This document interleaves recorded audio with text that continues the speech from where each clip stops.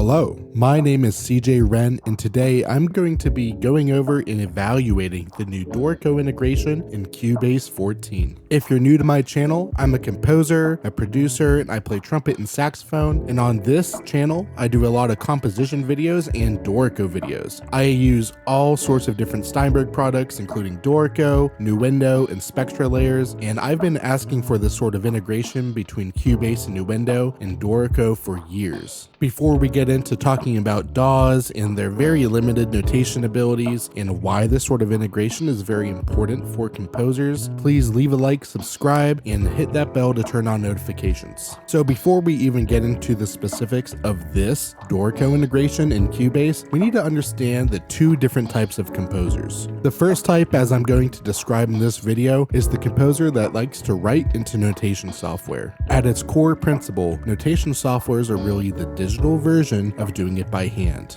That's an important distinction because traditionally, some of the features that are present in Dorico, such as the whole play tab and the whole mini DAW that is featured in there, is not something that's expected of a notation software, but Dorico is trying to push digital notation softwares in a different direction. That way, composers don't have to be working between a separate notation software and a separate DAW with these bad translation layers in between to create mockups and other sorts of products. That transitions me to the other type of composer that we will discuss in this video, and that's a composer that likes to work with MIDI, piano rolls, and generally works in their DAW. This affects workflow because generally composers working in a DAW are doing more mock-up based things or working on a final product that might end up getting swapped out from a MIDI to live musicians getting recorded, and sometimes they just simply like to work in a DAW before they even make the notation, and usually that means they're working with a subpar built-in notation software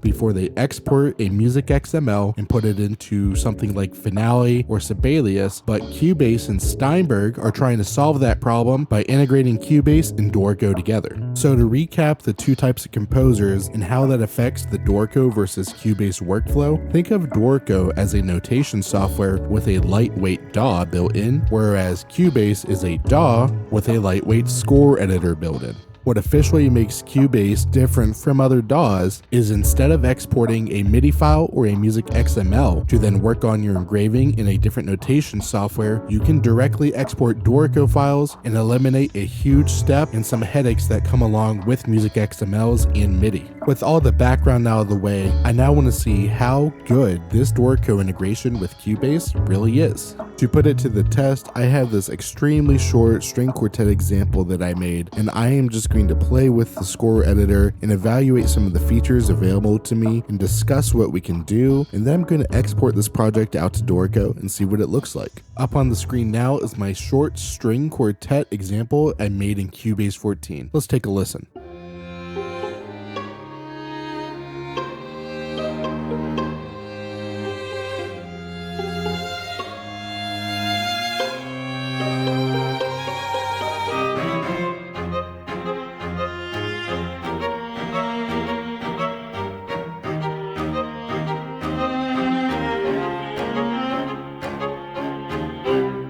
To get started working in the score editor, come up to your toolbar, click Score, and click Open Score Editor. Within the score editor, you may notice nothing shows up or a random selection of stabs show up. This is because in Cubase for the score editor, there's a special layout that you can see over in the left-hand side toolbar called the sync layout. The sync layout just reflects whatever selection you have in the project. I will demonstrate this by selecting my first two violins, and now I'll open the score editor. You'll notice the sync layout is showing the exact selection that I made. The sync layout is useful for working on a specific stab or groups of stabs, but it's not what you want to be working with if you're trying to make a full score or a part you're going to print. To create a score in parts, you have to click the plus under the Layouts tab, and within this you have a dialog to either create a full score or a part, and that affects the default formatting that gets applied to them, just like Dorico. So watch here as I have my full score that I already made. Within these settings, you can show and hide different stabs on that score, and for my full score, obviously I'm showing all my stabs, and notice how good the formatting looks by default. In addition to my full score layout, I also have my parts. Now I personally feel like I wouldn't bother bother making my parts in Cubase unless I was in a rush. I would personally focus on my full score, export it out to Dorico, and then polish off my score and make my parts there.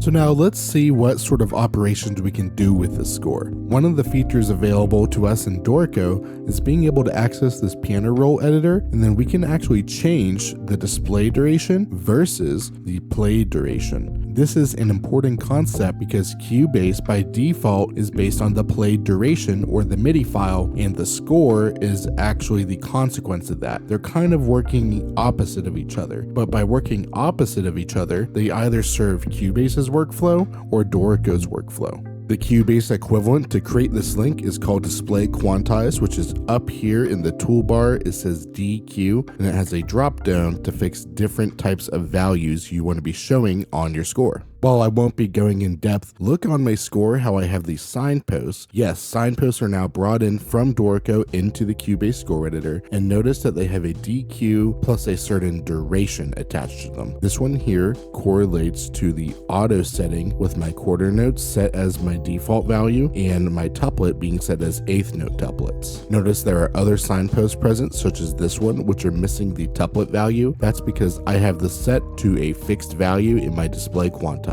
So now I will quickly demonstrate how to insert a display quantize and when you want to use certain values. If you look here, I have one set to DQ4. That means fixed values of quarter notes, and that works for these two notes, and it also works for this note, but I know in this range here, those notes are supposed to be eighth notes. To change that, I'm going to activate DQ, set it to fixed and set it to eighth note, and then I'll pick where the eighth notes are supposed to start. It automatically adjusts those values to be displaying correctly, even if the MIDI might not be lined up exactly to the grid. This enables us to make very good looking parts super simply using these signposts. So in addition to being able to edit how it's displaying without affecting the actual MIDI performance of what's going on in your parts, we also have some general controls over what the MIDI parts actually look like and actually get played. You have to make sure you have both left side toolbars open, and you can trigger them from the icons up here in the top right of Cubase. Once that's open,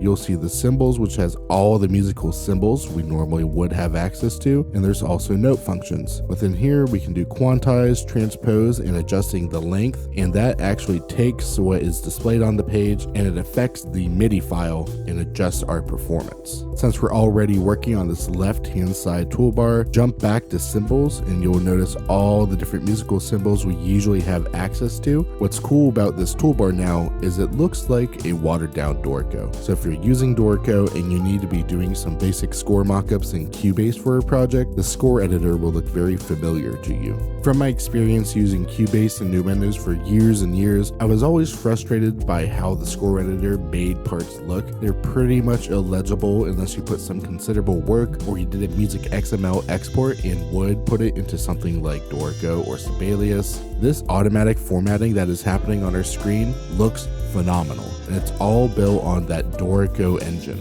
And as someone that likes to use Dorico, I also like to write in gallery view. We now have access to a simple page versus gallery view. If you come up to the top left-hand corner of Cubase, here you'll see a page, and you will also see fill view, which is the Cubase equivalent of gallery view.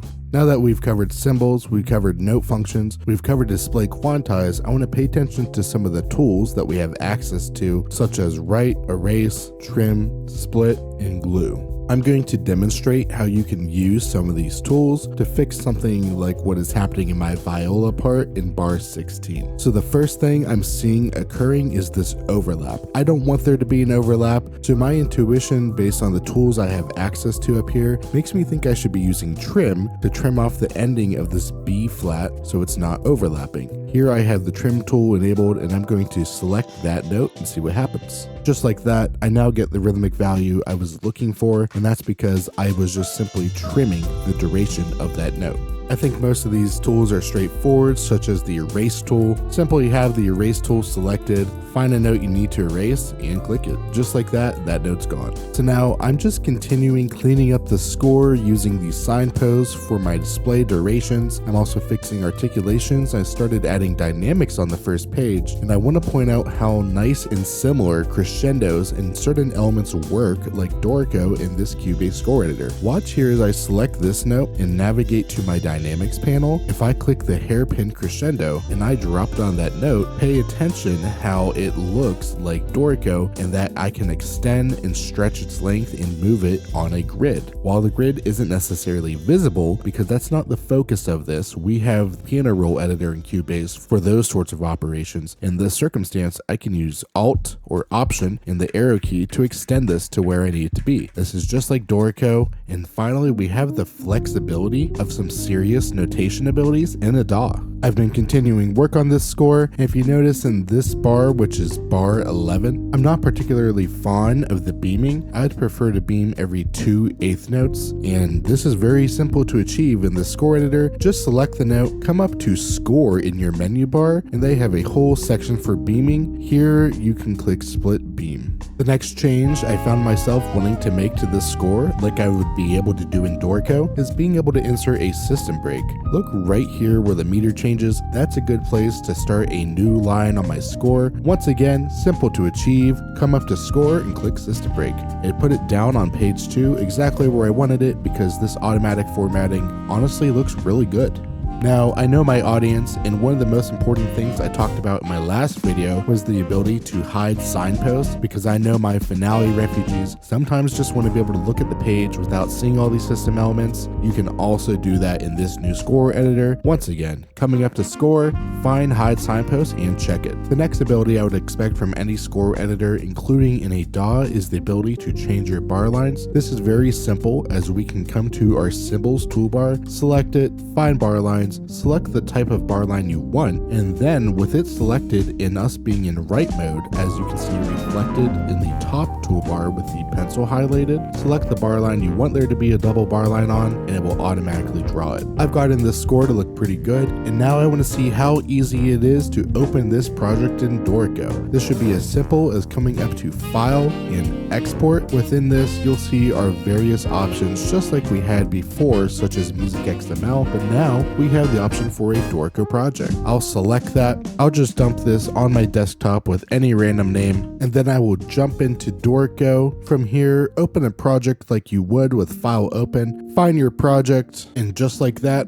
we have an excellent looking score straight out of a DAW that we can do easy edits with in our notation software without having to deal with Music XML or MIDI. So now I want to give my final thoughts on this score editor, and honestly, I'm very impressed. I didn't expect this experience to be as fluid as it would be, but I really felt like I was working in Dorico when I was working in the score editor. The only difference is there is a restriction with certain features. Right now, some of the main features I use, such as the slash regions, bar repeat regions, aren't in the score editor, but you can change your note head and use different voices to insert slashes if you are looking to make rhythm section parts. I think this is a great start of a great ecosystem, and honestly, if you do any sort of mock-up work where you're working in a DAW and then need to be exporting and editing parts, whether you're an orchestrator, a composer, or an arranger, I don't think there'll be anything that can beat Cubase and Dorico. I hope you enjoyed this video. I really love reviewing new features, especially in Dorico and Cubase. So if you like this video, leave a like and leave a comment about your thoughts and what you would like to see added to the score editor. As usual, there will be more videos coming next week. Please leave a like, subscribe, and hit that bell to turn on notifications, and I'll see you in the next one. Thank you.